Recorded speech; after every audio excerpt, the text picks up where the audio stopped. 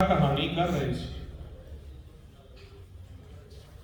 पर गुरु नानक सच्चे पातशाह जी के घर ने जदों आके इत्थे कथा विचार आरंभ की तो जिहड़े वडभागे जीव सीगे उन्हां दा ध्यान उन्हां कहानियां दे विचों हट के गुरु नानक साहब की कहानी उपर लग गया।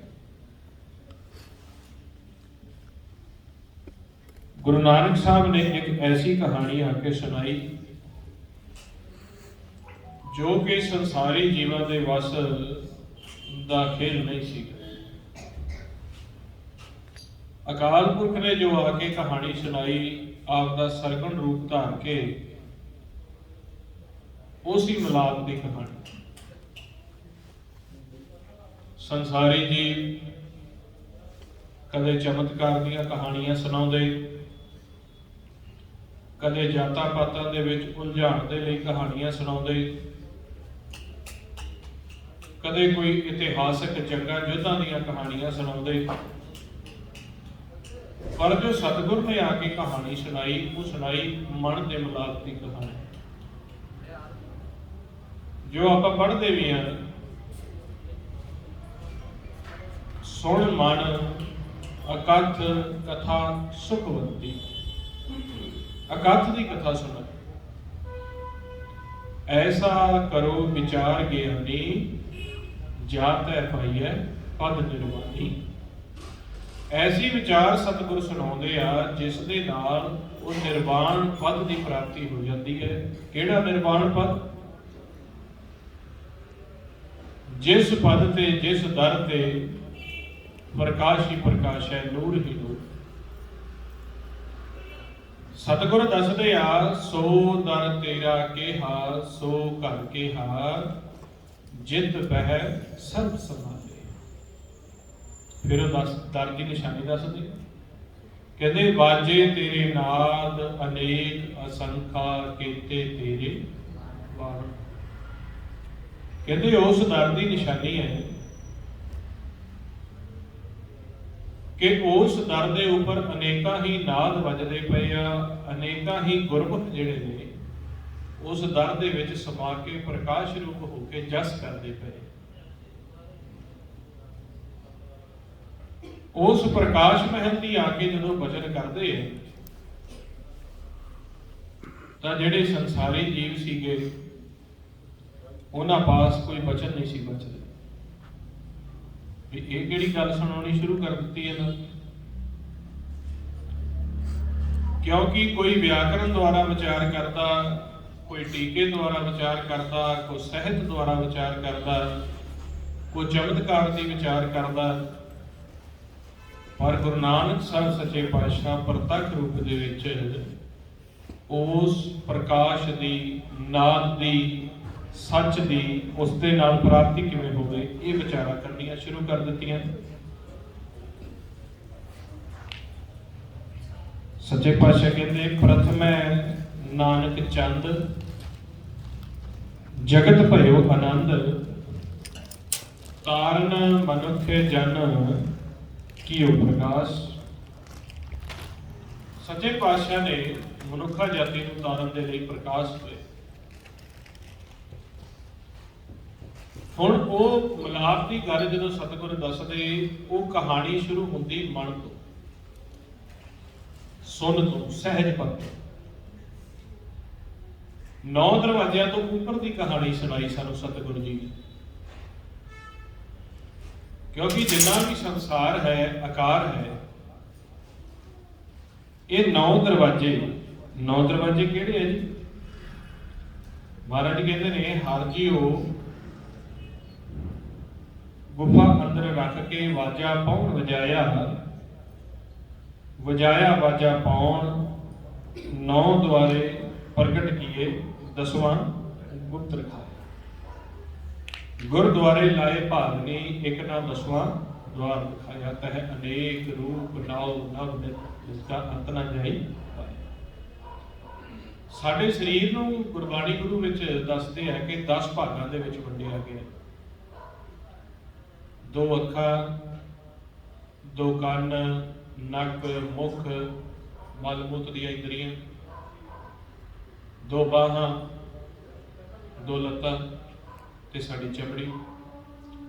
ਇਸੇ ਤਰੀਕੇ ਕਰਕੇ 10 5 ਗਿਆਨ ਇੰਦਰੀਆਂ, 5 ਕਰਮ ਇੰਦਰੀਆਂ, 10 ਤਾਂ ਇੰਦਰੀ ਹੋ ਗਏ ਔਰ 10 ਹੀ ਦਰਵਾਜ਼ੇ ਹੋ ਗਏ। ਹੁਣ 9 ਦਰਵਾਜ਼ੇ ਮਹਾਰਾਜ ਕਹਿੰਦੇ ਕਿ ਪ੍ਰਤੱਖ ਰੂਪ ਦੇ ਵਿੱਚ ਦਿਖਦੇ। ਮਹਾਰਾਜ ਕਹਿੰਦੇ 9 ਦੁਆਰੇ ਪ੍ਰਗਟ ਕੀਏ, 10ਵਾਂ ਗੁਪਤ ਰਖਾਇਆ। ਗੁਰਦੁਆਰੇ ਲਾਏ ਭਾਵਨੀ, ਇੱਕ ਨਾ 10ਵਾਂ ਦੁਆਰਾ। ਕਹਿੰਦੇ ਫਿਰ ਜਿਹੜਾ ਭਾਵਨਾ ਦੇ ਨਾਲ ਖੋਜ ਕਰਦਾ ਹੈ, ਸਤ ਸੰਗਤ ਦੇ ਵਿੱਚੋਂ ਭੇਤ ਲੈ ਕੇ ਉਹਨਾਂ ਨੂੰ ਉਹ ਦਰ ਪ੍ਰਗਟ ਵੀ ਹੁੰਦਾ ਹੈ। ਹੁਣ ਉਸ ਦਰ ਦੇ ਵਿੱਚ ਕਹਿੰਦੇ ਅਗਮ ਅਗੋਚਰ ਪਾਰ ਬ੍ਰਹਮ ਮਿਲ ਸਾਧੂ ਅਕਥ ਕਥਾਇਆ ਥਾ, ਅਨਹਦ ਸ਼ਬਦ 10ਵੇਂ द्वार ਵਜਿਓ ਤਹ ਅੰਮ੍ਰਿਤ ਨਾਮ ਚੁਆਇਆ ਥਾ।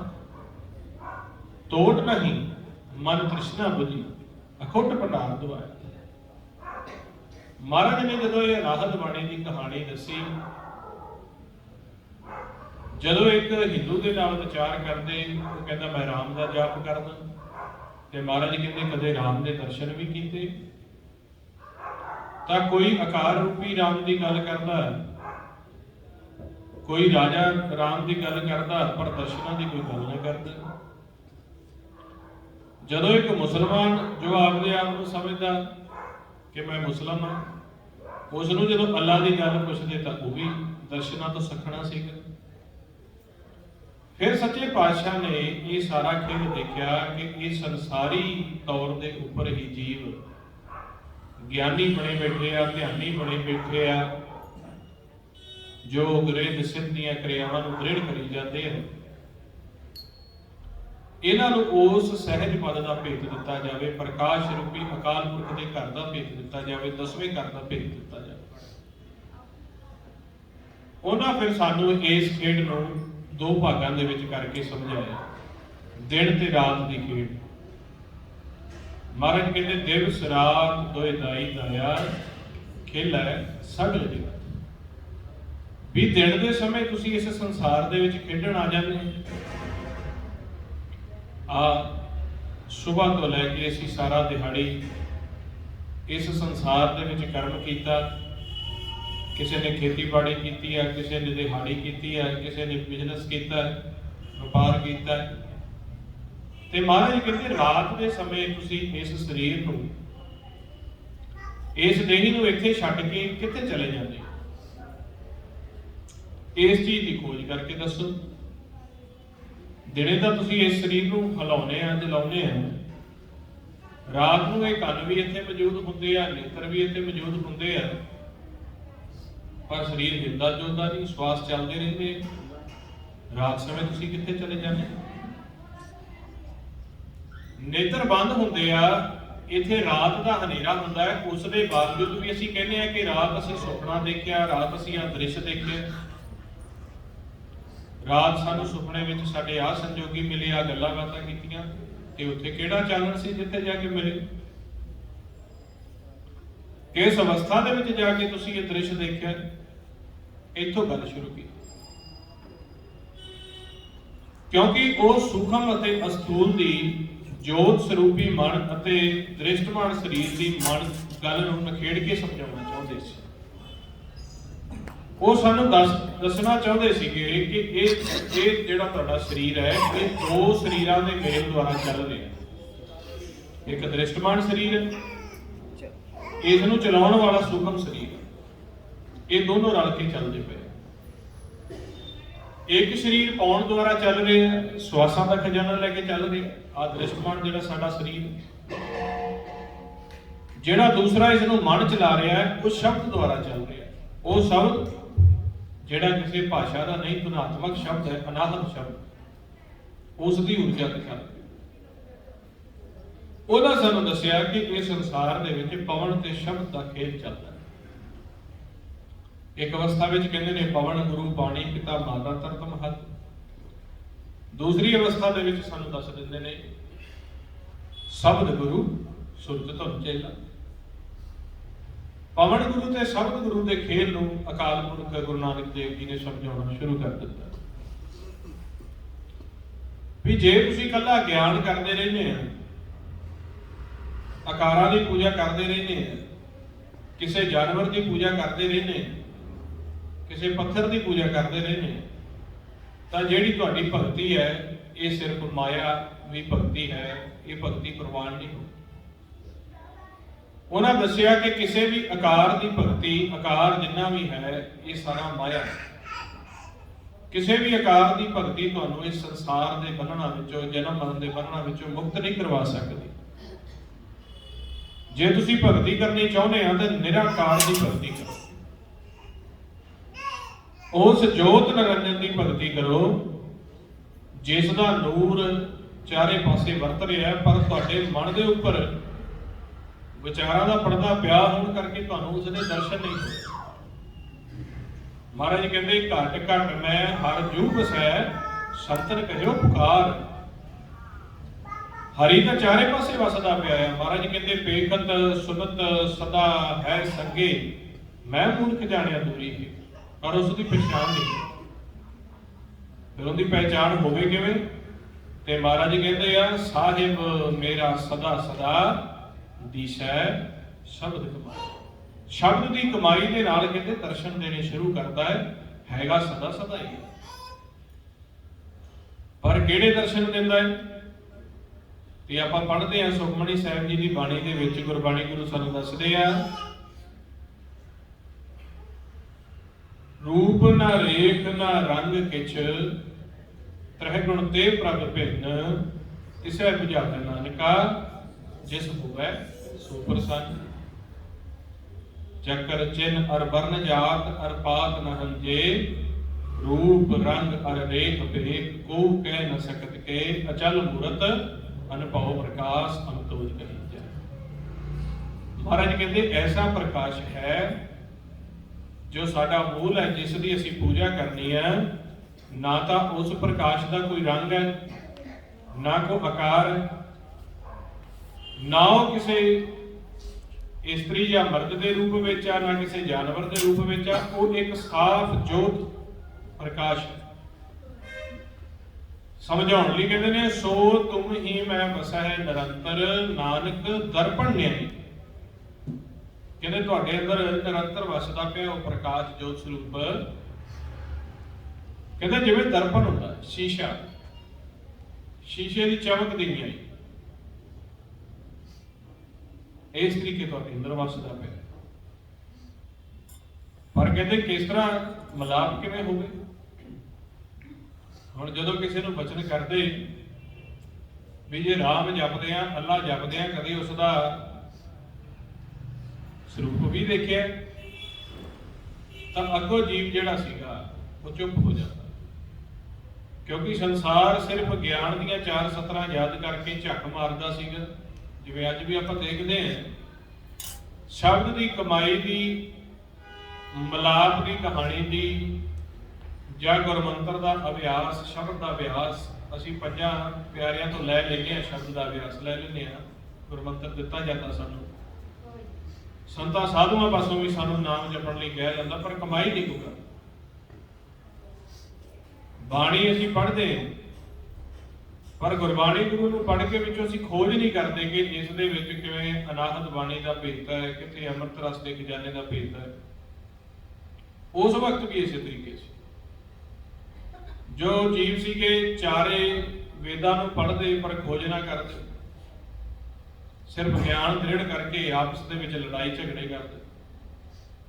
ਫਿਰ ਸਤਿਗੁਰੂ ਜੀ ਸਾਨੂੰ ਦੱਸਦੇ ਆ ਕਿ ਜੇ ਤੁਸੀਂ ਪਾਰ ਹੋਣਾ ਚਾਹੁੰਦੇ ਆ ਤਾਂ ਕਹਿੰਦੇ ਗੁਪਤਾ ਨਾਮ ਵਰਤੈ ਵਿੱਚ ਕਲਯੁਗ, ਘਟ ਘਟ ਹਰ ਭਰਪੂਰ ਰਿਹਾ। ਨਾਮ ਰਤਨ ਤੇਰਾ ਹਿਰਦੇ ਪ੍ਰਗਟਿਆ, ਜੋ ਗੁਰ ਸਰਨਾਈ ਭਜ ਪਿਆ। ਤਾਂ ਫਿਰ ਉਹ ਗੁਪਤ ਨਾਮ ਨੂੰ ਤੁਸੀਂ ਪ੍ਰਗਟ ਕਰ ਲਓ, ਉਸ ਗੁਪਤ ਨਾਮ ਦੀ ਤੁਸੀਂ ਖੋਜ ਕਰ ਲਓ, ਜਿਸ ਨੂੰ ਮਹਾਰਾਜ ਬਾਣੀ 'ਚ ਕਹਿੰਦੇ ਨੇ ਭੁਗਤ ਗਿਆਨ ਦਇਆ ਭੰਡਾਰਨ ਘਟ ਘਟ ਵਾਜੈ ਨਾਦ। ਜਿਹੜਾ ਘਟ ਘਟ ਦੇ ਵਿੱਚ ਨਾਦ ਵੱਜਦਾ ਪਿਆ,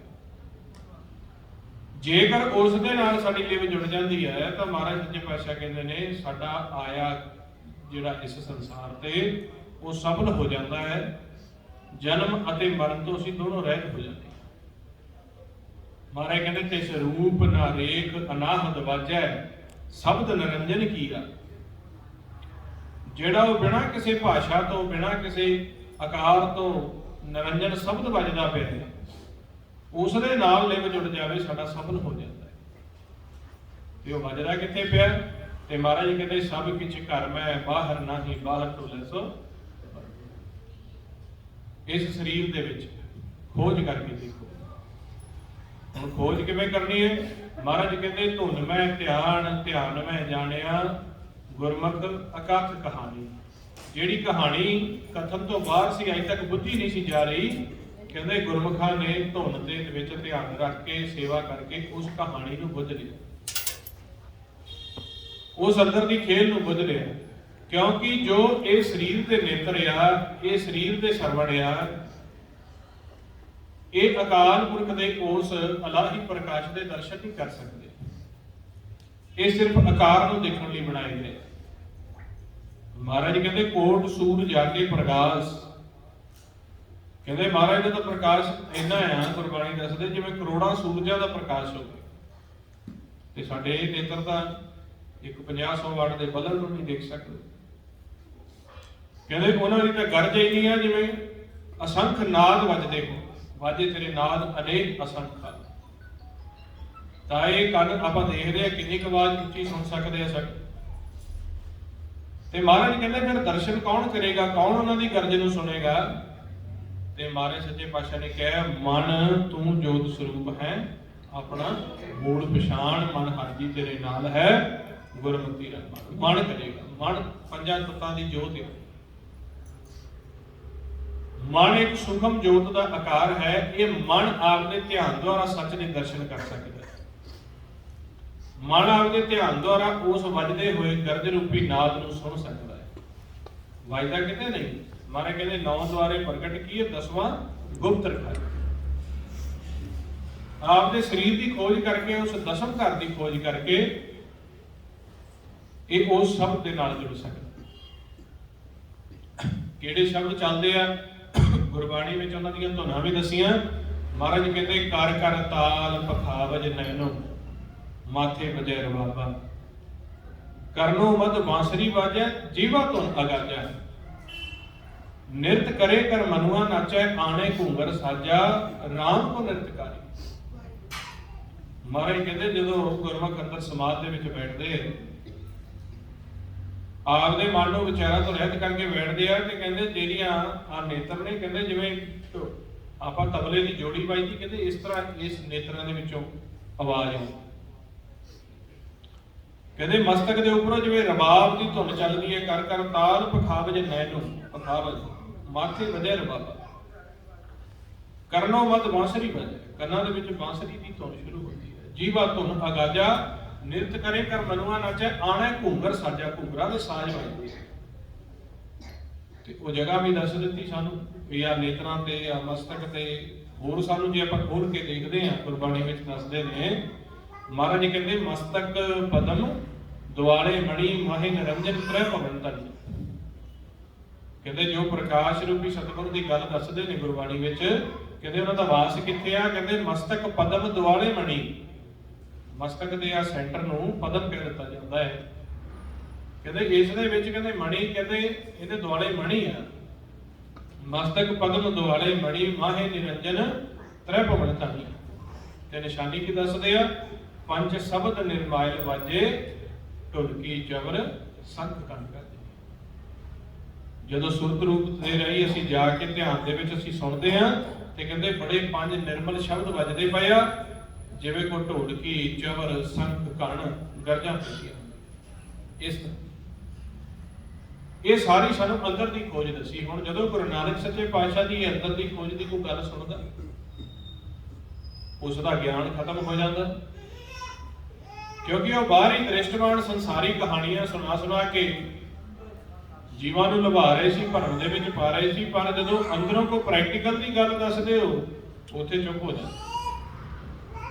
ਫਿਰ ਉਹਨਾਂ ਨੇ ਉਹਨਾਂ ਨੂੰ ਨਿੰਦਣਾ ਸ਼ੁਰੂ ਕਰ ਦਿੱਤਾ। ਕਿਸੇ ਨੇ ਕਹਿ ਦਿੱਤਾ ਇਹ ਜੋਗੀ ਹੈ, ਕਿਸੇ ਨੇ ਕਹਿ ਦਿੱਤਾ ਇਹ ਕਮਲਾ ਹੈ, ਕਿਸੇ ਨੇ ਕਹਿ ਦਿੱਤਾ ਇਹ ਭੂਤਨਾ ਹੈ, ਕਿਸੇ ਨੇ ਕਹਿ ਦਿੱਤਾ ਇਹ ਬੇਤਾਲਾ ਹੈ, ਇਹਨੂੰ ਪਤਾ ਨਹੀਂ ਕਿਵੇਂ ਬੋਲਣਾ, ਕੀ ਗੱਲ ਕਰਨੀ। ਇੱਥੋਂ ਤੱਕ ਜੀਵਾਂ ਨੇ ਉਹਨਾਂ ਨੂੰ ਪੱਥਰ ਮਾਰਨੇ ਸ਼ੁਰੂ ਕਰ ਦਿੱਤੇ। ਕਿਉਂ? ਉਹ ਸੱਚ ਦੀ ਨਾਮ ਦੀ ਜੋ ਨਿਰੋਲ ਗੱਲ ਸੀਗੀ, ਉਹਨਾਂ ਆ ਕੇ ਵਚਨ ਕੀਤੇ, ਸਭ ਮੈਂ ਜੋਤ, ਜੋਤ ਹੈ ਸੋਏ, ਦਿਸਦਾ ਚਾਨਣ ਸਭ ਮੈਂ ਚਾਨਣ ਹੋਏ। ਉਹ ਜੋਤ ਪ੍ਰਗਟ ਕਿਵੇਂ ਹੋਊਗੀ? ਕਹਿੰਦੇ ਗੁਰ ਸਾਖੀ ਜੋਤ ਪ੍ਰਗਟ ਹੋਏ। ਉਹ ਗੁਰੂ ਦੀ ਸਾਖੀ ਦੁਆਰਾ, ਆ ਹੁਣ ਅਸੀਂ ਗੁਰੂ ਦੀ ਸਾਖੀ ਕਿਹੜੀ ਆ ਜੋ ਸਾਨੂੰ 1430 ਅੰਗ ਦੇ ਵਿੱਚ ਗੁਰਬਾਣੀ ਲਿਖ ਕੇ ਦੇ ਕੇ ਕਹਿ ਰਹੇ, ਇਹ ਸਾਰੀ ਸਾਖੀ ਲਿਖ ਕੇ ਦੇ ਕੇ ਕਹਿ ਰਹੇ। ਇਸ ਸਾਖੀ ਦੀ ਜਦੋਂ ਅਸੀਂ ਵਿਚਾਰ ਕਰ ਲਾਂਗੇ, ਗੁਰ ਸਾਖੀ ਜੋਤ ਪ੍ਰਗਟ ਹੋ ਜਾਂਦਾ, ਜੋਤ ਪ੍ਰਗਟ ਹੋ ਜਾਏਗਾ। ਹੁਣ ਮਹਾਰਾਜ ਵਚਨ ਕਰਦੇ ਪਏ ਨੇ, ਸਾਹਿਬ ਮੇਰਾ ਸਦਾ ਸਦਾ ਦੀਸੈ ਸ਼ਬਦ ਕਮਾਏ। ਜੇ ਹੁਣ ਆਪਾਂ ਮਹਾਰਾਜ ਦੀ ਸਾਖੀ ਨੂੰ ਮੰਨ ਕੇ ਸ਼ਬਦ ਦੀ ਕਮਾਈ ਸ਼ੁਰੂ ਕਰ ਦਿਆਂਗੇ ਤੇ ਮਹਾਰਾਜ ਕਹਿੰਦੇ ਦਿਸਣਾ ਸ਼ੁਰੂ ਹੋ ਜਾਂਦਾ ਹੈ। ਤੇ ਸ਼ਬਦ ਕਮਾਉਣਾ ਕਿਵੇਂ ਹੈ? ਕਹਿੰਦੇ ਧੁਨਵੇਂ ਧਿਆਨ, ਧਿਆਨਵੇਂ ਜਾਣਿਆ ਗੁਰਮੁਖ ਕਥ ਕਹਾਣੀ। ਦੂਸਰੀ ਵਿਧੀ ਸਾਨੂੰ ਦੱਸ ਦਿੰਦੇ ਆ, ਤੀਖਣ ਬਾਣ ਚਲਾਏ ਨਾਮ ਪ੍ਰਭ ਧਿਆਈਐ, ਹਰਿਹਾਂ ਮਹਾ ਵਿਖਾਤੀ ਘਾਤ ਪੂਰਨ ਗੁਰ ਪਾਈਐ। ਕਹਿੰਦੇ ਹੋਰ ਵਿਧੀ ਦੱਸੋ? ਕਹਿੰਦੇ ਪਾਪੜਿਆਂ ਪਛਾੜ ਬਾਣ ਸਚਾਵਾ ਸੰਨ ਕੈ, ਗੁਰ ਮੰਤਰ ਦਾ ਚਿਤਾਰ ਨਾਨਕ ਦੁੱਖ ਨਾ ਦੀਵੇ। ਫਿਰ ਕਹਿੰਦੇ ਅਸੀਂ ਉੱਚੀ ਕਰ ਲੈਨੇ ਆ, ਤੇਜ਼ ਕਰ ਲੈਨੇ ਆ, ਕੋਈ ਸਹਿਜ ਦੀ ਵਿਧੀ ਦੱਸੋ। ਫਿਰ ਦੱਸਦੇ ਆ, ਹਰ ਕਾ ਵਿਲੋਵਨਾ ਵਿਲੋਵ ਮੇਰੇ ਭਾਈ, ਸਹਿਜ ਵਿਲੋਵ ਜੈਸੇ ਤਤ ਨਾ ਜਾਈ। ਗੁਰਮੁਖ ਰੋਮ ਰੋਮ ਹਰ ਧਿਆਵੈ, ਸਾਥ ਸਾਥ ਸਿਮਰੋ ਪ੍ਰਭ ਉੱਚੇ। ਬਹੁਤ ਸਾਰੀਆਂ ਵਿਧੀਆਂ ਸਾਨੂੰ ਦੱਸਦੇ ਆ ਗੁਰਮੰਤਰ ਜਪਣ ਦੀਆਂ, ਉਹ ਗੁਰਬਾਣੀ ਵਿੱਚ ਇੱਕ ਵਿਧੀ ਨਹੀਂ ਦੱਸੀ। ਜਿਵੇਂ ਆਪਾਂ 1430 ਅੰਗ ਦੇ ਵਿੱਚ ਵਿਚਾਰ ਕਰਦੇ ਆ ਤੇ ਉਹ ਸਾਨੂੰ ਦੱਸਦੇ ਆ ਵੀ ਸਵਾਸਾਂ ਦੇ ਨਾਲ ਕਿਵੇਂ ਸਿਮਰਨਾ ਹੈ, ਰੋਮ ਰੋਮ ਦੇ ਨਾਲ ਕਿਵੇਂ ਧਿਆਉਣਾ ਹੈ, ਕਿਵੇਂ ਗੁਰਮੁਖ ਰੋਮ ਰੋਮ ਨੂੰ ਧਿਆਉਂਦੇ ਨੇ ਤੇ ਇੰਨਾ ਉਹਨਾਂ ਨੂੰ ਸ਼ਬਦ ਦ੍ਰਿੜ ਹੋ ਜਾਂਦਾ ਹੈ। ਗੁਰਬਾਣੀ ਕਹਿੰਦੇ ਹਾਲ ਹੱਟ ਵੀ ਤੂੰ ਤੂੰ ਕਰੈ, ਹਰ ਹੱਟ ਵੀ ਤੂੰ ਤੂੰ ਕਰੈ, ਬੋਲੇ ਭਲੀ ਬਾਣ। ਹਾਲ ਹੱਟ ਹੁੰਦੀ ਹੈ ਜਿਵੇਂ ਉਹ ਪਹਿਲਾਂ ਖੂਹ ਹੁੰਦਾ ਸੀਗਾ ਨਾ, ਗੋਲ ਜਿਹਨੂੰ ਆਪਾਂ ਟਿੰਡਾਂ ਵਾਲਾ ਖੂਹ ਕਹਿੰਦੇ ਸੀ। ਕਹਿੰਦੇ ਇੰਨਾ ਸ਼ਬਦ ਦ੍ਰਿੜ ਹੋ ਗਿਆ ਵੀ ਜਦੋਂ ਟਿੰਡਾਂ ਘੁੰਮਦੀਆਂ ਆ ਉਹ ਆਵਾਜ਼ ਕਰਦੀਆਂ ਨੇ, ਕਹਿੰਦੇ ਉਹਦੇ ਵਿੱਚੋਂ ਵੀ ਤੂੰ ਤੂੰ ਸੁਣਦਾ, ਵਾਹਿਗੁਰੂ ਵਾਹਿਗੁਰੂ ਸੁਣਦਾ, ਰਾਮ ਰਾਮ ਸੁਣਦਾ। ਇੰਨਾ ਦ੍ਰਿੜ, ਹਰ ਹੱਟ ਵੀ ਤੂੰ ਤੂੰ ਕਰੈ, ਬੋਲੇ ਭਲੀ ਬਾਣ। ਇੰਨਾ ਦ੍ਰਿੜ ਹੋ ਜਾਣਾ ਚਾਹੀਦਾ। ਹੁਣ ਅਵਸਥਾ ਸਾਰੀਆਂ ਦੱਸ ਦਿੱਤੀਆਂ ਸਾਨੂੰ ਗੁਰੂ ਪਿਆਰਿਓ। ਹੁਣ ਕਮੀ ਇੱਥੇ ਹੈ ਕਿ ਆਪਾਂ ਵੀ ਗੁਰਮੰਤਰ ਦੇ ਸ਼ਬਦ ਦੀ ਜੋ ਸਾਨੂੰ ਗੁਰਬਾਣੀ ਗੁਰੂ ਕਹਿੰਦੇ ਪਏ ਨੇ, ਜਿਨ੍ਹਾਂ ਸਾਸ ਗਿਰਾਸ ਨਾ ਵਿਸਰੇ, ਹਰਨਾਮਾ ਮਨ ਮੰਤ ਧਨ ਸੇ ਸਈ ਨਾਨਕਾ ਪੂਰਨ ਸੋਈ ਸਤ। ਜੋ ਸਾਨੂੰ ਪੰਜਾਂ ਪਿਆਰਿਆਂ ਨੇ ਵਾਹਿਗੁਰੂ ਗੁਰਮੰਤਰ ਸ਼ਬਦ ਦਿੱਤਾ ਹੈ, ਅਸੀਂ ਬਾਹਰੋਂ ਨਹੀਂ ਕਿਸੇ ਤੋਂ, ਸਾਨੂੰ ਪੰਜ ਪਿਆਰਿਆਂ ਨੇ ਸ਼ਬਦ ਦਿੱਤਾ ਹੈ। ਗੁਰਬਾਣੀ ਸਾਨੂੰ ਜਪਣ ਲਈ ਕਹਿੰਦੇ ਪਏ ਆ। ਮਹਾਰਾਜ ਕਹਿੰਦੇ ਆ, ਸਿੱਖੋ ਸ਼ਬਦ ਪਿਆਰਿਓ, ਜਨਮ ਮਰਨ ਕੀ ਟੇਕ, ਮੁਖ ਉਜਲ ਸਦਾ ਸੁਖੀ, ਨਾਨਕ ਸਿਮਰਤੇ। ਮਹਾਰਾਜ ਕਹਿੰਦੇ ਪਿਆ ਰਸਨਾ ਜਪੈ ਨਾ ਨਾਮ, ਤਿਲ ਤਿਲ ਕਰ ਕੱਟੇ। ਜਿਹੜੀ ਰਸਨਾ ਨਾਮ ਨਹੀਂ ਨਾ ਜਪਦੇ, ਕਹਿੰਦੇ ਤਿਲ ਤਿਲ ਕਰਕੇ ਕੱਟ ਦੇਣੀ ਚਾਹੀਦੀ ਹੈ। ਤੇ ਕਿਹੜਾ ਨਾਮ? ਕਹਿੰਦੇ ਸ਼ਬਦ ਨੂੰ ਸਿੱਖੋ। ਸੰਸਾਰੀ ਅਸੀਂ ਕਿੰਨੀਆਂ ਗੱਲਾਂ ਬਾਤਾਂ ਸਿੱਖ ਲਈਆਂ, ਇੱਥੋਂ ਦੇ ਅਸੀਂ ਹਿਸਾਬ ਕਿਤਾਬ ਭਾਸ਼ਾ ਗਿਆਨ ਸਿੱਖ ਲਿਆ, ਪਰ ਮਹਾਰਾਜ ਕਹਿੰਦੇ ਸਿੱਖੋ ਸ਼ਬਦ ਪਿਆਰਿਓ। ਜੋ 4 ਅੱਖਰਾਂ ਦਾ ਇੱਕ ਗੁਰਮੰਤਰ ਦਾ ਅਭਿਆਸ ਦੱਸਿਆ ਸਾਨੂੰ, ਉਹ ਨਹੀਂ ਆਪਾਂ ਸਿੱਖਿਆ। ਤੇ ਮਹਾਰਾਜ ਕਹਿੰਦੇ ਉਹ ਸਿੱਖੋ। ਜੇ ਉਹ ਸਿੱਖ ਲੋਗੇ, ਕਹਿੰਦੇ ਜਨਮ ਮਰਨ ਕੀ ਟੇਕ, ਜਨਮ ਦੇ ਵਿੱਚ ਤਾਂ ਸਾਨੂੰ ਸਾਰੇ ਕਾਰਜ ਰਾਸ ਹੋਣੇ ਹੀ ਆ। ਕਿਉਂਕਿ ਮਹਾਰਾਜ ਕਹਿੰਦੇ ਨੇ ਨਾ, ਇਹ ਮਨ ਮੇਰਿਆ ਤੂੰ ਸਦਾ ਰਹੋ ਹਰ ਨਾਲੇ। ਜਦੋਂ ਤੂੰ ਹਰੀ ਦੇ ਨਾਲ ਰਹਿਣਾ ਸ਼ੁਰੂ ਕਰੇਗਾ, ਜਾਂ ਮਨ ਕਹਿੰਦੇ ਨੇ, ਮਹਾਰਾਜ ਮਨ ਨੂੰ ਕਹਿੰਦੇ ਆ ਤੂੰ ਸਦਾ ਹਰੀ ਦੇ ਨਾਲ ਰਹਿਣਾ। ਹਰੀ ਕਿਵੇਂ ਰਹੇਗਾ? ਯਾਦ ਦੁਆਰਾ। ਹਰ ਨਾਲ ਰਹੋ ਤੂੰ ਮਨ ਮੇਰੇ, ਦੁੱਖ ਸਭ ਵਿਸਾਰਨਾ। ਅੰਗੀਕਾਰ ਉਹ ਕਰੇ, ਤੇਰਾ ਕਾਰਜ ਸਭ ਸਵਾਰ। ਸਭਨਾ ਗੱਲਾਂ ਸਮਰੱਥ ਸੁਆਮੀ, ਸੋ ਕਿਉਂ ਮਨੋ ਵਿਸਾਰੇ। ਕਹੇ ਨਾਨਕ ਮਨ ਮੇਰੇ ਤੂੰ ਸਦਾ ਰਹੋ। ਹੁਣੇ ਬਚਨ ਕਰ ਦਿੱਤਾ ਸਤਿਗੁਰ ਨੇ। ਹੁਣ ਆਪਾਂ ਇਸ ਬਚਨ ਨੂੰ ਕਮਾਉਣਾ ਹੈ। ਸਾਨੂੰ ਜਵਾਬ ਦੇ ਤਾਂ ਦਿੱਤਾ ਵੀ ਆਨੰਦ ਕਿਵੇਂ ਹੋਏਗਾ? ਜਦੋਂ ਤੂੰ ਹਰੀ ਦੇ ਨਾਲ ਰਹੇਗਾ, ਉਹਨੂੰ ਧਿਆਨ ਦੁਆਰਾ ਉਹਦੇ ਨਾਲ ਹਰ ਵਕਤ ਜੁੜਿਆ ਰਹੇਗਾ। ਹੁਣ ਅਸੀਂ ਉਸ ਤਰ੍ਹਾਂ ਪੜ੍ਹ ਲਿਆ, ਆਨੰਦ ਸਾਹਿਬ ਨੂੰ ਅਸੀਂ ਰੋਜ਼ ਦਾ ਰੋਜ਼ ਪੜ੍ਹ ਰਹੇ ਹਾਂ, ਖੁਸ਼ੀ ਗਮੀ ਦੇ ਵਿੱਚ ਵੀ ਪੜ੍ਹ ਰਹੇ ਹਾਂ, ਸੁਣ ਵੀ ਰਹੇ ਹਾਂ, ਪਰ ਬਚਨ ਨਹੀਂ ਕਮਾਇਆ। ਅਸੀਂ ਕਹਿੰਦੇ ਗੁਰੂ ਸਾਹਿਬ ਤੋਂ ਹੁਕਮਨਾਮਾ ਲੈਣਾ, ਹੁਕਮਨਾਮਾ ਲੈ ਲਿਆ, ਬਚਨ ਲੈ ਲਿਆ, ਪਰ ਕਮਾਇਆ ਨਹੀਂ। ਜੋ ਨਾ ਸ਼ਬਦ ਦੀ ਕਮਾਈ ਦਾ ਵਚਨ ਦਿੱਤਾ, ਹਰੀ ਦੇ ਨਾਲ ਦਾ ਰਹਿਣ ਦਾ ਵਚਨ ਦਿੱਤਾ, ਤੇ ਇੱਥੋਂ ਤੱਕ ਸਖਤ ਵਚਨ ਕਰ ਦਿੱਤੇ ਜਿਹੜੀ ਰਸਨਾ ਨਾਮ ਨਹੀਂ ਨਾ ਜਪਦੀ, ਕਹਿੰਦੇ ਦਰਗਾਹ 'ਚ ਤਿਲ ਤਿਲ ਕਰਕੇ ਕੱਟ ਦਿੱਤਾ ਜਾਂਦਾ ਹੈ ਉਸ ਰਸਨਾ ਨੂੰ। ਔਰ ਸਾਨੂੰ ਇਹ ਵੀ ਦੱਸ ਦਿੱਤਾ ਕਿ ਜੇ ਇਸੇ ਤਰੀਕੇ ਨਾਮ ਸਾਰ ਕੇ ਤੁਸੀਂ ਚਲੇ ਗਏ ਤੇ ਕਹਿੰਦੇ ਤਿੱਤ ਸਰਵਰੜੇ ਭਈਲੇ ਨਿਵਾਸਾ ਪਾਣੀ ਪਾਵਕ ਜਿਨ੍ਹਾਂ ਕੀਆ ਪੰਕਜ ਮੋ ਪਗ ਨਹੀਂ ਚਾਲੇ, ਹਮ ਦੇਖਾ ਤੈਨੂੰ ਕਿ ਅਸੀਂ ਤੱਤੇ ਜਲ ਦੇ ਸਰੋਵਰ ਦੇ ਵਿੱਚ ਡੁੱਬਿਆ ਜਾਂਦਾ। ਜਿਸ ਤਰ੍ਹਾਂ ਇਹ ਦ੍ਰਿਸ਼ਟਮਾਨ ਸੰਸਾਰ ਹੈ, ਉਸੇ ਤਰੀਕੇ ਸੂਖਮ ਸੰਸਾਰ ਆ, ਉਸ ਦੇ ਵਿੱਚ ਜਿੱਥੇ ਸਾਡਾ ਮਨ ਜਾਂਦਾ, ਮਨ ਸੂਖਮ ਵਿੱਚ ਜਾਂਦਾ, ਸਰੀਰ ਦ੍ਰਿਸ਼ਟਮਾਨ ਚ ਰਹਿ ਜਾਂਦਾ, ਸੂਖਮ ਮਨ ਸੂਖਮ ਚ ਚਲਾ ਜਾਂਦਾ, ਸਜਾ ਦਿੱਤੀ ਜਾਂਦੀ ਹੈ। ਤੇ ਜੇ ਆਪਾਂ ਕਹੀਏ ਵੀ ਸਤਿਗੁਰ ਦੀ ਗੱਲ ਨੂੰ ਆਪਾਂ ਮੰਨਿਆ ਨਹੀਂ ਜਾਂ ਆਪਾਂ ਕਿੰਤੂ ਪ੍ਰੰਤੂ ਦੇ ਵਿੱਚ ਲੈ ਗਏ, ਤੇ ਫਿਰ ਤਾਂ ਬਾਣੀ ਪੜ੍ਹਨ ਦਾ ਨਾ ਫਾਇਦਾ, ਨਾ ਅਸੀਂ ਗੁਰਬਾਣੀ ਗੁਰੂ ਦੇ ਸਿੱਖ ਹੋਏ। ਤੇ ਮਹਾਰਾਜ ਨੇ ਵੀ ਕਿਹਾ ਸੋ ਸਿੱਖ ਸਖਾ ਬੰਧਪ ਹੈ ਭਾਈ, ਜੇ ਗੁਰ ਕੇ ਭਾਣੇ ਵਿੱਚ ਆਵੇ। ਜਿਹੜਾ ਗੁਰੂ ਦੇ ਭਾਣੇ ਵਿੱਚ ਆਉਂਦਾ ਹੈ ਉਹ ਸਿੱਖ ਹੁੰਦਾ ਹੈ, ਜਿਹੜਾ ਗੁਰੂ ਦੀ ਗੱਲ ਮੰਨਦਾ। ਹਾਂਜੀ, ਮਹਾਰਾਜ ਕਹਿੰਦੇ ਸੇਵਕ ਦੀ ਗੁਰੂ ਹਮੇਸ਼ਾ ਪ੍ਰਤਿਪਾਲਨਾ ਕਰਦਾ ਹੈ। ਸੇਵਕ ਕੀ ਗੁਰ ਕਰੇ ਪ੍ਰਤਿਪਾਲ, ਸੇਵਕ ਦੀ ਹਮੇਸ਼ਾ ਪ੍ਰਤਿਪਾਲਨਾ ਕਰਦਾ। ਪਰ ਕਿਹੜੇ ਸੇਵਕ ਦੀ? ਸੋ ਸਿੱਖ ਸਖਾ ਬੰਧਪ ਹੈ ਭਾਈ, ਜੇ ਗੁਰ ਕੇ ਭਾਣੇ ਵਿੱਚ ਆਵੇ। ਜਿਹੜਾ ਭਾਣੇ ਵਿੱਚ ਆ ਜਾਂਦਾ ਹੈ, ਤੇ ਕਹਿੰਦੇ ਆਪਣੇ ਭਾਣੇ ਜੋ ਚੱਲੇ ਭਾਈ ਗੁੱਜੜ ਚੋਟਾ ਖਾ ਉਹਨੂੰ ਚੋਟਾ ਪੈਂਦੀਆਂ। ਤੇ ਹੁਣ ਆਪਾਂ ਆਪ ਦੇ ਅੰਦਰ ਝਾਤੀ ਮਾਰ ਕੇ ਇਹ ਦੇਖਣਾ ਹੈ ਕਿ ਗੁਰਬਾਣੀ ਗੁਰੂ ਤਾਂ ਸਾਨੂੰ ਨਾਮ ਜਪਣ ਦੀ ਕਹਿ ਰਿਹਾ, ਹਰੀ ਦੇ ਨਾਲ ਰਹਿਣ ਦੀ ਕਹਿ ਰਿਹਾ। ਜਿਹੜੇ ਨਹੀਂ ਜਪਦੇ ਕਹਿੰਦੇ ਉਹਨਾਂ ਨੂੰ ਸਜ਼ਾਵਾਂ ਮਿਲਦੀਆਂ, ਰਸਮਾਂ ਤਿੰਨ ਤਿੰਨ ਕਰਕੇ ਕੱਢੀ। ਤੇ ਆਪਾਂ ਕਿੰਨਾ ਕੁ ਬਚਨ ਕਮਾਇਆ, ਅਸੀਂ ਇਹ ਪੜਚੋਲ ਕਰਨੀ ਹੈ। ਤਾਂ ਹੀ ਸਾਨੂੰ ਇਹ ਬ੍ਰਹਮ ਦੇ ਕੇਂਦਰ ਬਣਾ ਕੇ ਦਿੱਤੇ ਆ। ਬ੍ਰਹਮ ਦੀ ਵਿਦਿਆ ਧਾਰਨ ਕਰਨ ਦੇ ਲਈ ਇਹ ਗੁਰਦੁਆਰੇ, ਧਰਮਸ਼ਾਲ, ਮੰਦਿਰ, ਮੱਠਾਂ ਸਾਨੂੰ ਸਤਿਗੁਰ ਨੇ ਬਣਾ ਕੇ ਦਿੱਤੇ ਆ। ਗੁਰਦੁਆਰੇ ਹੋਏ ਸੋਝੀ ਪਾਈ, ਸੋਝੀ ਲੈਣ ਲਈ। ਤੇ ਸਮੇਂ-ਸਮੇਂ ਤੇ ਸਾਨੂੰ ਸਭਾਵਾਂ ਬਖਸ਼ੀਆਂ, ਸਵੇਰ ਦਾ ਸ਼ਾਮ ਦਾ ਸਾਨੂੰ ਨਿਤਨੇਮ ਬਖਸ਼ਿਆ ਵੀ ਨਿਤਨੇਮ ਦੇ ਬਹਾਨੇ ਜਦੋਂ ਇਹ ਬ੍ਰਹਮ ਦੇ ਵਿਦਿਆਲਿਆਂ ਦੇ ਵਿੱਚ, ਸਕੂਲਾਂ ਦੇ ਵਿੱਚ, ਇਹ ਸਾਡਾ ਬ੍ਰਹਮ ਦਾ ਵਿਦਿਆਲਿਆ ਵੀ ਹੈ, ਸਕੂਲ ਵੀ ਕਹਿ ਸਕਦੇ ਆ, ਕਾਲਜ ਵੀ ਕਹਿ ਸਕਦੇ ਆ, ਗੁਰਦੁਆਰਾ ਵੀ ਕਹਿ ਸਕਦੇ ਆ। ਕਿਉਂ? ਇੱਥੇ ਗੁਰੂ ਦੀ ਗੱਲ ਨੂੰ ਦ੍ਰਿੜ ਕਰਵਾਇਆ ਜਾਂਦਾ। ਜਦੋਂ ਇਕੱਠੇ ਹੋਣਗੇ ਰੋਜ਼ ਦਾ ਰੋਜ਼ ਤੇ ਆਪ ਦੀ ਪੜਚੋਲ ਕਰਨਗੇ ਕਿ ਸਾਡੇ ਅੰਦਰ ਕਿੰਨਾ ਕੁ ਨਾਮ ਸ਼ਬਦ ਵਸ ਗਿਆ, ਕਿੰਨਾ ਕੁ ਅਸੀਂ ਕਮਾਈ ਕਰਦੇ ਪਏ। ਹੁਣ ਅਸੀਂ ਕਮਾਈ ਕਰਦੇ ਨੇ, ਜੇ ਆਪਾਂ ਅਭਿਆਸ ਨਹੀਂ ਕਰਦੇ, ਗੁਰੂ ਦੇ ਵਚਨ ਨਹੀਂ ਮੰਨਦੇ, ਤੇ ਫਿਰ ਆਪਾਂ ਜਦੋਂ ਪਿਤਾ ਦੇ ਵਚਨ ਨਹੀਂ ਮੰਨਦੇ ਤੇ ਪਿਤਾ ਤੋਂ ਰੋਜ਼ ਦੀ ਰੋਜ਼ ਮੰਗ ਜ਼ਰੂਰ ਕਰ ਲੈਂਦੇ ਆ ਵੀ ਸਾਨੂੰ ਆਹ ਦੇ ਦਿਓ, ਸਾਨੂੰ ਆਹ ਦੇ ਦਿਓ। ਤੇ ਜਦੋਂ ਕਮਾਈ ਨਹੀਂ, ਦਿਹਾੜੀ ਆਪਾਂ ਕਰੀਏ ਨਾ, ਵਿਹਲੇ ਰਹਿ ਕੇ ਖਾਣ ਦੇ ਸ਼ੌਕੀਨ ਹੋ ਜਾਈ, ਤੇ ਫਿਰ ਉਹਨੂੰ ਕਹਿ ਦਿੰਦੇ ਨੇ ਕਰਜ਼ਾ ਚੜ ਗਿਆ, ਮਨਮੁਖ ਕਰਜ਼ ਚੜਿਆ ਬਿਕ ਭਾਰੀ। ਅਸੀਂ ਮਨਮੁਖ ਹੋ ਗਏ ਤੇ ਉੱਤੋਂ ਸਾਰੇ ਜਿਹੜੀਆਂ ਮੰਗਾਂ ਮੰਗ ਕੇ ਸ਼ਬਦ ਦੀ ਕਮਾਈ ਨੂੰ ਵਿਸਾਰ ਕੇ ਕਰਜ਼ਾ ਚੜ ਗਏ। ਤੇ ਮਹਾਰਾਜ ਕਹਿੰਦੇ ਮਨਮੁਖ ਕਰਜ਼ ਚੜਿਆ ਬਿਕ ਭਾਰੀ, ਉਤਰਿਆ ਸ਼ਬਦ ਵਿਚਾਰੀ ਜੀਵ। ਜੇ ਸ਼ਬਦ ਦੀ ਵਿਚਾਰ ਕਰਾਂਗੇ ਤਾਂ ਉਤਰੇਗਾ, ਨਹੀਂ ਤਾਂ ਜਿਸ ਦੇ ਉੱਪਰ ਕਰਜ਼ਾ ਚੜਿਆ ਹੈ ਮਹਾਰਾਜ ਕਹਿੰਦੇ ਉਸ ਨੂੰ ਸਜ਼ਾ ਮਿਲੇਗੀ। ਪਾਪੀ ਕਰਮ ਕਮਾਉਂਦੇ ਕਰਦੇ ਹਾਏ ਹਾਏ, ਨਾਨਕ ਜਿਉ ਮਤਲਬ ਵਧਾਨੀਆਂ ਤਿਉ ਮਥੈ ਧਰਮ। ਹੁਣ ਜਦੋਂ ਆਪਾਂ ਗੁਰਬਾਣੀ ਗੁਰੂ ਦੀ ਵਿਚਾਰ ਕਰਦੇ ਹਾਂ, ਗੁਰੂ ਨਾਨਕ ਸਾਹਿਬ ਦੇ ਫਲਸਫੇ ਨੂੰ ਦੇਖਦੇ ਆ, ਤੇ ਉਹ ਸਾਨੂੰ ਦੱਸਦੇ ਆ ਵੀ ਤੁਹਾਨੂੰ ਬਾਹਰ ਢੂੰਡਣ ਤੇ ਛੂਟ ਪਰੇ, ਗੁਰ ਘਰ ਹੀ ਮਾਹੇ ਦਿਖਾਇਆ ਥਾ। ਅਨੁਭਵ ਅਚਰਜ ਰੂਪ ਪ੍ਰਭ ਦੇਖਿਆ, ਮੇਰਾ ਮਨ ਛੋੜਨਾ ਅਨੰਤ ਕਤ ਹੂੰ ਜਾਇਆ। ਮਹਾਰਾਜ ਕਹਿੰਦੇ ਵੀ ਉਹ ਬਾਹਰ ਲੱਭਣ ਦੀ ਬਜਾਏ ਤੁਸੀਂ ਅੰਦਰ ਦੀ ਖੋਜ ਕਰੋ। ਖੋਜ ਕਰਕੇ ਉਹਨਾਂ ਨੇ ਸਰੂਪ ਦੱਸ ਦਿੱਤਾ ਹੈ ਕਿ ਉਹਨਾਂ ਦਾ ਸਰੂਪ ਪ੍ਰਕਾਸ਼ ਹੈ। ਪ੍ਰਕਾਸ਼ ਵੀ ਕੈਸਾ, ਜਿਸੇ ਤਰ੍ਹਾਂ ਦਰਪਣ ਦਾ ਹੁੰਦਾ। ਸੋ ਤੁਮ ਹੀ ਮੈਂ ਬਸੇ ਨਿਰੰਤਰ, ਨਾਨਕ ਦਰਪਣ ਨਿਆਈ। ਔਰ ਉਹ ਅਨਾਹਤ ਰੂਪ ਹੈ, ਉਹ ਜੋਤ ਸਰੂਪ ਹੈ। ਤੇ ਉਸ ਦੇ ਨਾਲ ਤੁਸੀਂ ਮਿਲਾਪ ਕਿਵੇਂ ਕਰਨਾ ਹੈ? ਕਹਿੰਦੇ ਲਿਵ ਦੁਆਰਾ ਕਰਨਾ, ਆਪ ਦੇ ਧਿਆਨ ਦੁਆਰਾ ਕਰਨਾ, ਤੇ ਕਿੰਦੀ ਸਹਾਇਤਾ ਨਾਲ ਕਰਨਾ? ਸ਼ਬਦ ਦੁਆਰਾ ਕਰਨਾ।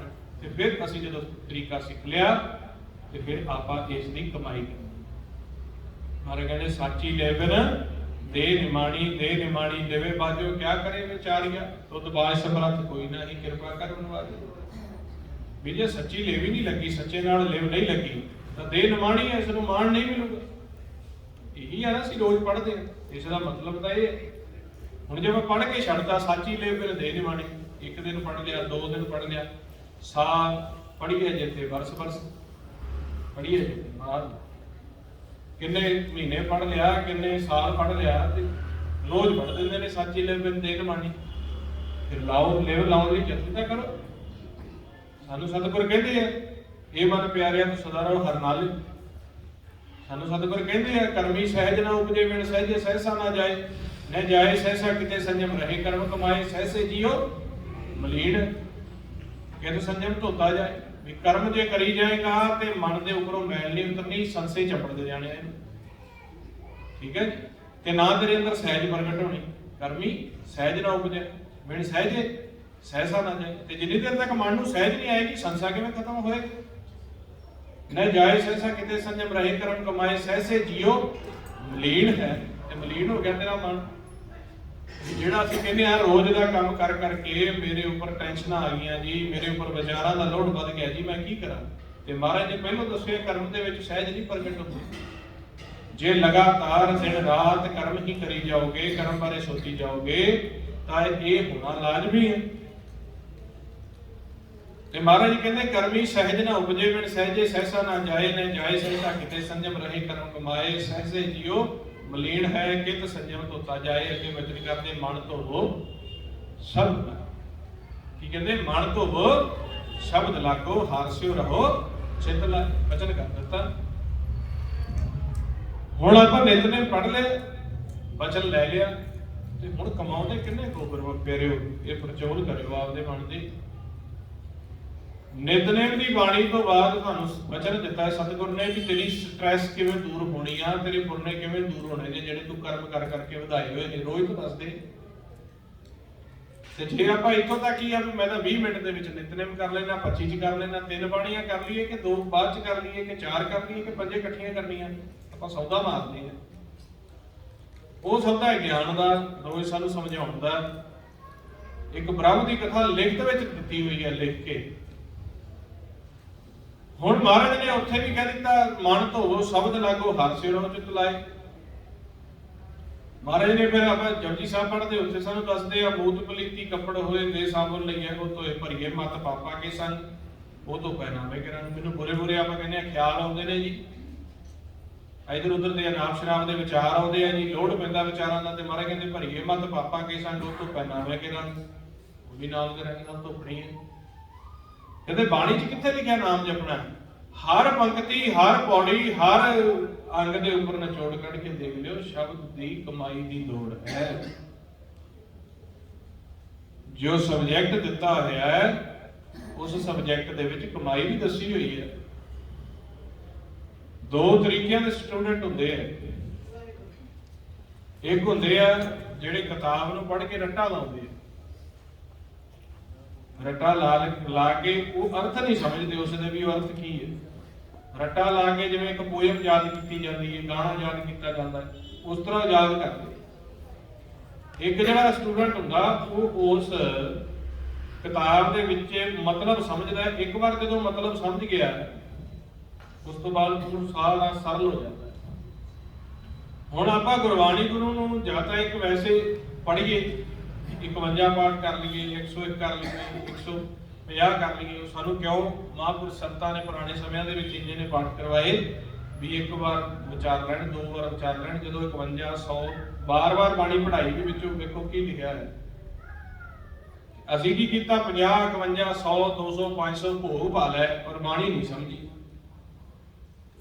ਜਦੋਂ ਕੋਈ ਦੁਨਿਆਵੀ ਤੌਰ ਤੇ ਅੜਚਨ ਆ ਜਾਵੇ, ਉਸ ਨੂੰ ਮੁੱਖ ਰੱਖ ਕੇ ਇਧਰੋਂ ਪਾਠ ਰੱਖ ਲੈ, ਮੇਰਾ ਆਹ ਕਾਰਜ ਹੋ ਜਾਵੇ, ਤੇ ਇਧਰੋਂ ਇੰਨੇ ਪਾਠ ਕਰ ਲੈਣਾ, ਮੇਰੀ ਆਹ ਇੱਛਾ ਪੂਰਨ ਹੋ ਜਾਵੇ, ਇੰਨੇ ਦਿਨ ਗੁਰਦੁਆਰੇ ਜਾ ਆਵਾਂਗਾ ਮੈਂ। ਸੌਦੇਬਾਜ਼ੀ ਸ਼ੁਰੂ ਹੋ ਗਈ। ਹੁਣ ਹੋਇਆ ਕੀ, ਸਵਾਸ ਵੀ ਸਾਡੇ, ਬਾਣੀ ਵੀ ਅਸੀਂ ਪੜ੍ਹੀ, ਜ਼ੋਰ ਵੀ ਅਸੀਂ ਲਾਇਆ, ਕੰਮ ਪੂਰਾ ਹੋ ਗਿਆ। ਤੇ ਉਹ ਬਗਾਨਾ ਕੰਮ ਪੂਰਾ ਹੋਇਆ, ਸਰੀਰ ਦਾ ਹੀ ਪੂਰਾ ਹੋਇਆ ਨਾ, ਮਨ ਦਾ ਤਾਂ ਪੂਰਾ ਨਹੀਂ ਹੋਇਆ। ਪਰ ਤ੍ਰਿਸ਼ਨਾ ਉੱਥੇ ਦੀ ਉੱਥੇ। ਪਹਿਲਾਂ ਤਾਂ ਜੀ ਸਾਡੇ ਰੁਕਾਵਟ ਆਈ ਸੀ, ਮੈਂ ਉਦੋਂ 1 ਮਹੀਨੇ ਵਿੱਚ 50 ਪਾਠ ਕਰ ਲਏ ਸੀ, ਉਹ ਦੂਰ ਹੋ ਗਈ ਸੀ। ਇਸ ਵਾਰ ਹੋਈ ਨਹੀਂ। ਮਨ ਦੀ ਤ੍ਰਿਸ਼ਨਾ ਵੀ ਨਹੀਂ ਬੁਝੀ, ਸੌਦੇਬਾਜ਼ੀ ਵੀ ਬਰਕਰਾਰ ਰਹੀ ਤੇ ਭਗਤੀ ਵੀ ਕੀਤੀ ਤੇ ਉਹ ਜੁੜੀ ਵੀ ਨਹੀਂ, ਕਿਉਂਕਿ ਉਹ ਤਾਂ ਆਪਾਂ ਕਹਿ ਰਹੇ ਹਾਂ ਵੀ ਆਹ ਕੰਮ ਪੂਰਾ ਹੋਵੇ। ਜਦੋਂ ਉਸ ਕੰਮ ਦੇ ਬਰਾਬਰ ਸਵਾਸ ਜਮਾ ਹੋ ਗਿਆ, ਕੰਮ ਪੂਰਾ ਹੋ ਗਿਆ, ਆਪਾਂ ਖਾਲੀ ਤੇ ਖਾਲੀ। ਉਹ ਤਾਂ ਕੰਮ ਪਿੱਛੇ ਕੀਤੀ ਹੈ, ਆਪਦੇ ਮਨ ਪਿੱਛੇ ਤਾਂ ਨਹੀਂ ਕੀਤੀ। ਕਿਤੇ ਇਹ ਸੋਚਿਆ ਹੁੰਦਾ, ਇਹ ਸੋਝੀ ਲਈ ਹੁੰਦੀ ਵੀ ਮੇਰੇ ਮਨ ਨੂੰ ਅੰਮ੍ਰਿਤ ਰਸ ਆ ਜਾਵੇ, ਮੈਨੂੰ ਉਹ ਪ੍ਰਕਾਸ਼ ਜੋਤ ਨੂਰ ਦਸਵਾਂ ਘਰ ਖੁੱਲ ਜਾਵੇ ਤੇ ਮੈਂ ਸਿਮਰਨ ਕਰਦਾ ਜੀ ਦਿਨ ਰਾਤ। ਆਪਦੇ ਮਨ ਦਾ ਉਧਾਰ ਨਹੀਂ ਕੀਤਾ। ਸੰਸਾਰੀ ਕਾਰਜਾਂ ਨੂੰ ਸੰਪੂਰਨ ਕਰਨ ਦੇ ਲਈ ਅਸੀਂ ਸੌਦੇਬਾਜ਼ੀ ਕੀਤੀ ਤੇ ਕੀ ਹੋਇਆ? ਕੋਈ ਰੁਕਾਵਟ ਪਰਿਵਾਰ ਦੇ ਵਿੱਚ, ਬੱਚਿਆਂ ਨੂੰ ਰੁਕਾਵਟ ਆ ਗਈ, ਮੰਮੀ ਜੀ ਪਾਪਾ ਜੀ ਮੈਨੂੰ ਰੁਕਾਵਟ ਆ ਗਈ, ਉਹਦੇ ਨਾਮ ਦਾ ਪਾਠ ਰਖਾ ਦਿੱਤਾ। ਕੋਈ ਸਰੀਰਕ ਦੁੱਖ ਆ ਗਿਆ, ਉਹਦੇ ਨਾਮ ਦਾ ਪਾਠ ਰਖਾ ਦਿੱਤਾ। ਤੇ ਸਾਰਾ ਜੀਵਨ ਜੇ ਭਗਤੀ ਵੀ ਕੀਤੀ, ਦੁੱਖਾਂ ਪਿੱਛੇ, ਕੰਮਾਂ ਪਿੱਛੇ, ਆਪਦੀਆਂ ਲੋੜਾਂ ਪਿੱਛੇ ਕੀਤੀ, ਉਹ ਸਾਰਾ ਕੀਤਾ ਕਰਤਿਆ ਸਭ ਖਰਚ ਹੋ ਗਿਆ। ਅੱਛਾ, ਕਾਰਜ ਪੂਰੇ ਹੋਏ ਤੇ ਅਖੀਰ ਸਵਾਸ ਤੱਕ ਜਾਂਦੇ ਜਾਂਦੇ ਜਦੋਂ ਸਾਡੀ ਉਮਰ ਪੂਰੀ ਹੋਈ ਜੀ, ਤੇ ਖਾਲੀ ਦੇ ਖਾਲੀ ਮਨ ਦੇ ਵਿਚਾਰ ਉਵੇਂ ਹੀ ਚੱਲਦੇ ਨੇ। ਦੁੱਖ ਸਹਿਣ ਦੀ ਵੀ ਸ਼ਮਤਾ ਘਟ ਗਈ, ਕਿਉਂਕਿ ਦੁੱਖ ਜਦੋਂ ਆਉਂਦਾ ਹੈ ਫਿਰ ਅਸੀਂ ਆਪ ਕਰ ਨਹੀਂ ਸਕਦੇ। ਜਦੋਂ ਕੋਈ ਵੱਡਾ ਦੁੱਖ ਆ ਗਿਆ, ਫਿਰ ਕੋਈ ਕਿਸੇ ਐਸੇ ਜੀਵ ਕੋਲ ਚਲੇ ਗਏ ਵੀ ਤੁਹਾਨੂੰ ਇੰਨੇ ਹਜ਼ਾਰ ਦੇ ਦਿੰਦੇ, ਤੁਸੀਂ ਕਰ ਦਿਓ ਜੀ ਸਾਡੇ ਨਾਮ ਦਾ। ਉਹ ਕਹਿੰਦਾ ਠੀਕ ਹੈ, ਦੇ ਦਿਓ, ਅਸੀਂ ਕਰਾ ਦਿੰਦੇ ਹਾਂ। ਉੱਥੋਂ ਹੀ ਪਾਠ ਰਖਾਤਾ, ਉੱਥੋਂ ਹੀ ਹੁਕਮਨਾਮਾ ਲੈ ਲਿਆ। ਤੇ ਇਹ ਸਾਰਾ ਕੀ ਚੱਲ ਪਿਆ? ਇਹ ਦੁਨਿਆਵੀ ਵਪਾਰ ਚੱਲ ਪਿਆ, ਇਹਦੇ ਵਿੱਚ ਮਨ ਦਾ ਕੋਈ ਲਾਹਾ ਨਹੀਂ। ਇੱਕ ਸੌਦੇਬਾਜ਼ੀ ਚੱਲ ਪਈ ਕਿ ਸਾਡੇ ਸੰਸਾਰਿਕ ਦੁੱਖ ਕਿਵੇਂ ਰੁਕਣਗੇ। ਸੰਸਾਰੀ ਦੁੱਖ ਫਿਰ ਵੀ ਨਹੀਂ ਰੁਕਦੇ ਤੇ ਉਹਦੇ ਵੰਡੇ ਅਸੀਂ ਗੁਰਬਾਣੀ ਨੂੰ ਵੀ ਦਾਅ ਤੇ ਲਾਉਣ ਲੱਗ ਗਏ, ਆਪਦੇ ਆਪ ਨੂੰ ਵੀ ਦਾਅ ਤੇ ਲਾਉਣ ਲੱਗ ਗਏ। ਪਰ ਦੁੱਖ ਮਨ ਫਿੱਕੇ ਦਾ ਫਿੱਕਾ, ਕੋਈ ਅੰਮ੍ਰਿਤ ਨਹੀਂ ਰਸ ਆਇਆ, ਕੋਈ ਅਨਾਹਤ ਬਾਣੀ ਸ਼ਬਦ ਨਹੀਂ ਚੱਲਿਆ। ਤੇ ਜਦੋਂ ਕਿਸੇ ਸੰਤਾਂ ਮਹਾਂਪੁਰਸ਼ਾਂ ਪਾ ਜਾਂਦੇ ਆ ਜੀ, ਸਾਰੀ ਉਮਰ ਹੋ ਗਈ, ਸਾਡੇ ਤਾਂ ਕੁਝ ਨਹੀਂ ਵੱਜਿਆ, ਕਹਿੰਦੇ ਨਾਹਤ ਬਾਣੀ ਵੱਜਦੀ ਹੈ। ਤੇ ਉਹ ਸਾਡੀ ਬਿਰਤੀ ਗਲਤ ਸੀ। ਸਾਡਾ ਜਿਹੜਾ ਖੇਤ ਦੇ ਵਿੱਚ ਜਦੋਂ ਸੰਸਾਰ ਦੇ ਵਿੱਚ ਕਾਲ ਪੈ ਜਾਂਦਾ, ਕਿਸੇ ਪਿੰਡ ਵਿੱਚ ਕਾਲ ਪੈ ਜਾਂਦਾ ਹੈ, ਜਿਹੜਾ ਸਿਆਣਾ ਜ਼ਿਮੀਂਦਾਰ ਹੁੰਦਾ ਹੈ ਨਾ, ਉਹ ਜਿਹੜਾ ਬੀਜ ਬੀਜਣਾ ਹੈ ਉਸ ਨੂੰ ਨਹੀਂ ਖਾਂਦਾ। ਵੀ ਜਦੋਂ ਕਾਲ ਪੈ ਗਿਆ, ਫਸਲ ਸਾਰੀ ਉੱਜੜ ਗਈ, ਫਸਲ ਹੋਈ ਨਹੀਂ ਇੱਕ ਸਾਲ। ਇੱਕ ਬੀਜ ਹੁੰਦਾ ਹੈ ਜਿਹਨੂੰ ਆਪਾਂ ਬੀਜਣਾ ਹੁੰਦਾ, ਉਹਨੂੰ ਪਹਿਲਾਂ ਡਰਮ 'ਚ ਸਟੋਰ ਕੀਤਾ ਜਾਂਦਾ। ਹੁਣ ਇੱਕ ਤਾਂ ਕਾਲ ਪੈ ਗਿਆ ਤੇ ਇੱਕ ਜਿਹੜਾ ਸਟੋਰ ਕੀਤਾ ਹੋਇਆ ਬੀਜ ਜੇ ਉਸ ਨੂੰ ਹੀ ਖਾ ਜਾਈਏ ਤੇ ਡਬਲ ਕਾਲ ਪੈ ਗਿਆ। ਜਦੋਂ ਧਰਤੀ ਮਨਸਰ ਹੋਊਗੀ ਤੇ ਬੀਜ ਕਿੱਥੋਂ ਲਿਆਵਾਂਗੇ? ਉਹ ਕਹਾਣੀ ਹੈ ਸਾਡੀ।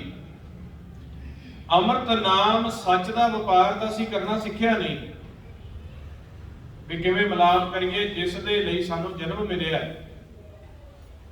ਮਹਾਰਾਜ ਕਹਿੰਦੇ ਫਿਰਤ ਫਿਰਤ ਬਹੁਤੇ ਜੁਗ ਹਾਰਿਓ, ਮਾਨਸ ਦੇ ਲਈ। ਕਾਹਦੇ ਲਈ? ਕਹਿੰਦੇ ਨਾਨਕ ਕਹਿੰਦੇ ਸਿਮਰਨ ਕੀ ਬਰੀਆ, ਸਿਮਰਨ ਕਹਾ ਨਹੀਂ। ਜਾ ਕੋ ਆਏ ਸੋਈ ਬਿਹਾਜੋ। ਕਹਿੰਦੇ ਜਿਹੜੇ ਕੰਮ ਲਈ ਆਏ ਆ ਉਹੀ ਕੰਮ ਖੱਟੋ। ਕੀ ਖੱਟਣਾ ਆ? ਹਰ ਗੁਰ ਤੇ ਮਨੈ ਬਸੇਰਾ, ਨਿਜ ਘਰ ਮਹਿਲ ਪਾਵੋ ਸੁਖ ਸਹਿਜੇ, ਬਹੁ ਨਾ ਹੋਏਗੋ ਫੇਰਾ। ਨਿਜ ਘਰ ਦੇ ਵਿੱਚ ਵਾਸਾ ਕਰਨ ਦੇ ਲਈ ਆਏ ਆ, ਉਸ ਸੱਚ ਦੇ ਵਿੱਚ ਵਾਸਾ ਕਰਨ ਦੇ ਲਈ ਆਏ ਆ। ਤੇ ਜੇ ਆਪਾਂ ਉਹ ਕੰਮ ਹੀ ਨਹੀਂ ਕੀਤਾ, ਕਮਲਿਆਂ ਦੀ ਨਿਆਈ ਇੱਥੇ ਆਪਦੇ ਸਵਾਸਾਂ ਨੂੰ ਖਰਚ ਕੇ ਚਲੇ ਗਏ। ਤੇ ਜੇ ਨਾਮ ਜਪ ਤਪ ਅਭਿਆਸ ਬਾਣੀ ਪੜ੍ਹੀ, ਉਹ ਵੀ ਅਸੀਂ ਸੰਸਾਰੀ ਧੰਦਿਆਂ ਦੇ ਪਿੱਛੇ ਖਰਚ ਕਰ ਲਈ। ਤੇ ਮਨ ਜਿਹੜਾ ਸਾਡਾ ਉਹ ਦੋਸ਼ੀ ਦਾ ਦੋਸ਼ੀ ਰਹਿ ਗਿਆ। ਤੇ ਫਿਰ ਸੱਚੇ ਪਾਤਸ਼ਾਹ ਕੀ ਕਹਿੰਦੇ? ਐਸੇ ਮਨਮੁਖ ਜੀਵ ਦੀ ਅਖੀਰ ਦੇ ਵਿੱਚ ਕੀ ਹਾਲਤ ਹੁੰਦੀ ਹੈ? ਕਹਿੰਦੇ ਚਿਰਨ ਕਾਲ ਪਾਈ ਦੁਰਲਭ ਦੇ। ਬੜਾ ਤਰਸ ਕੀਤਾ ਸੀ ਸਤਿਗੁਰ ਨੇ।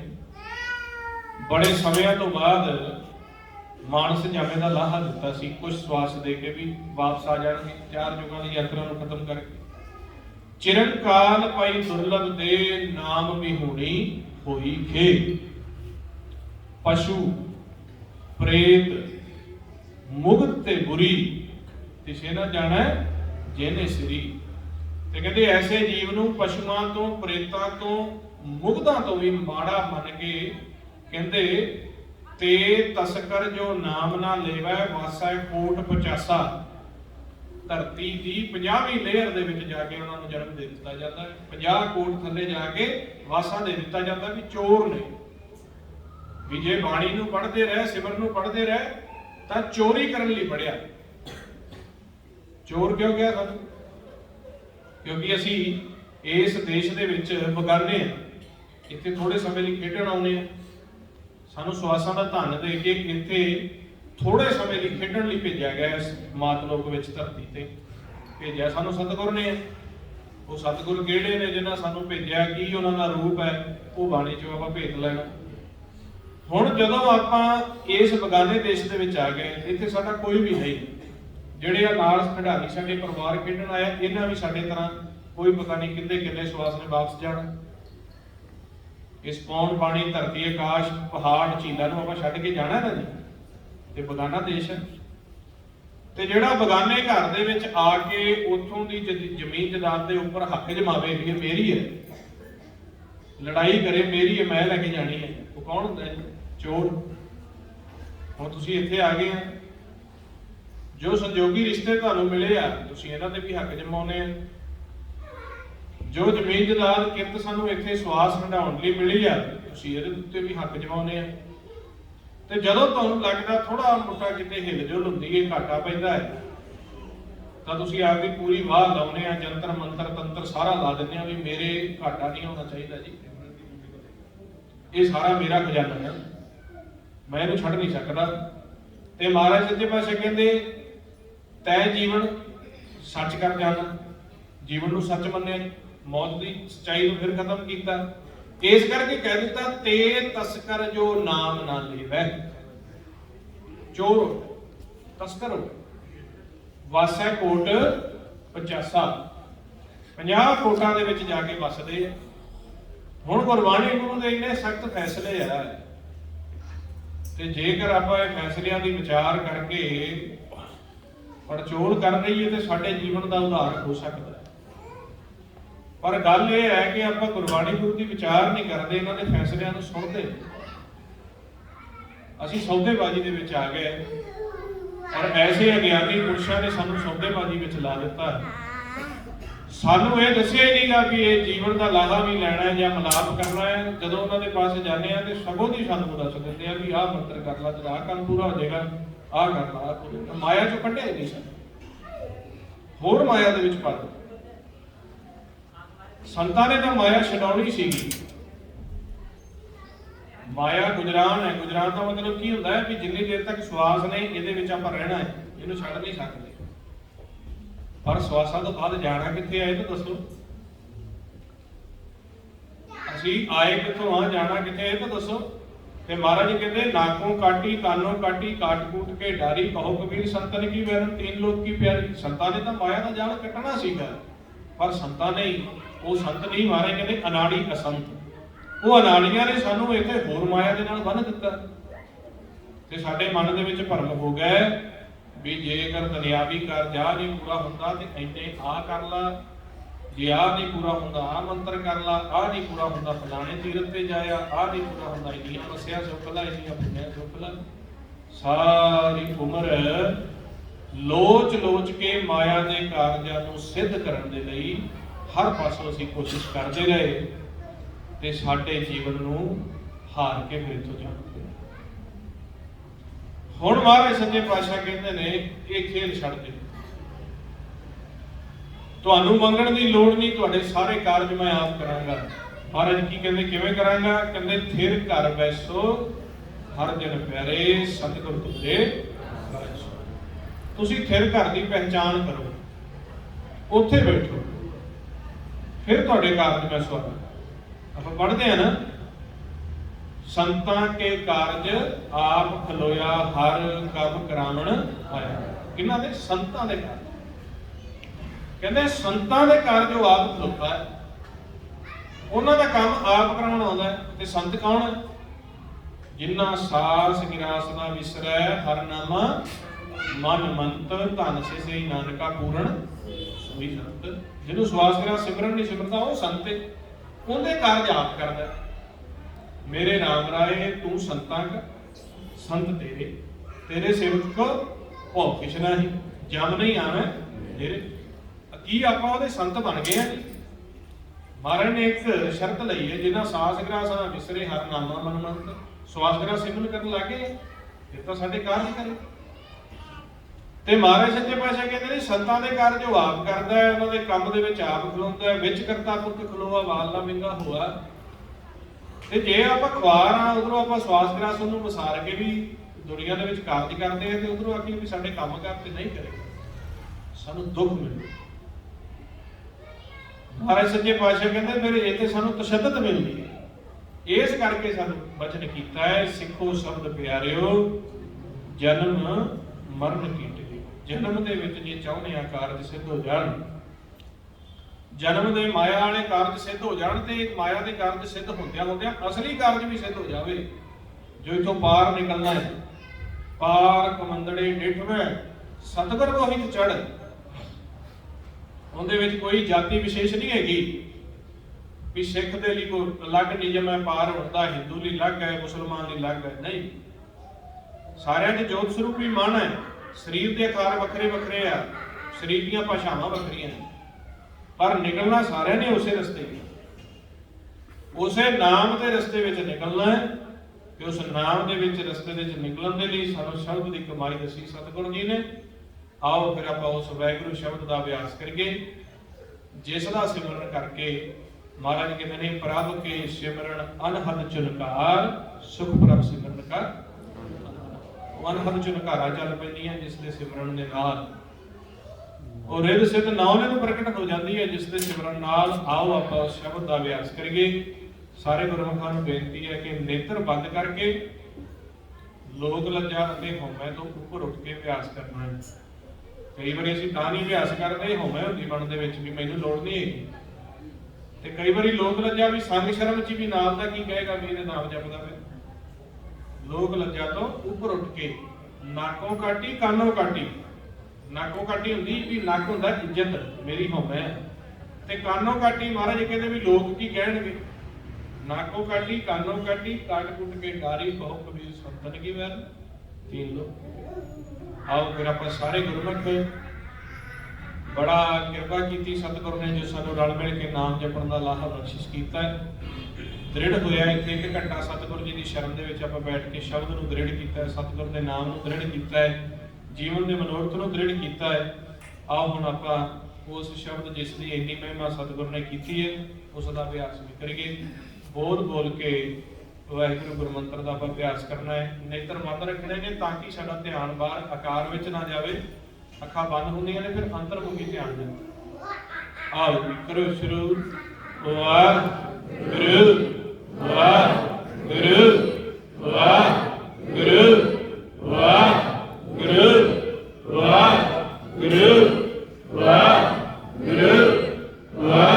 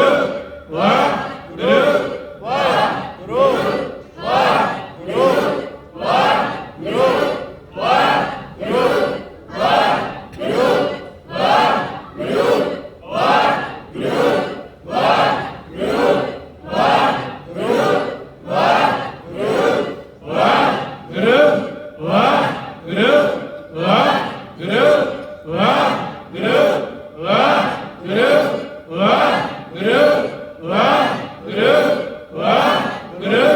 ਵਾਹਿਗੁਰੂ ਵਾਹਿਗੁਰੂ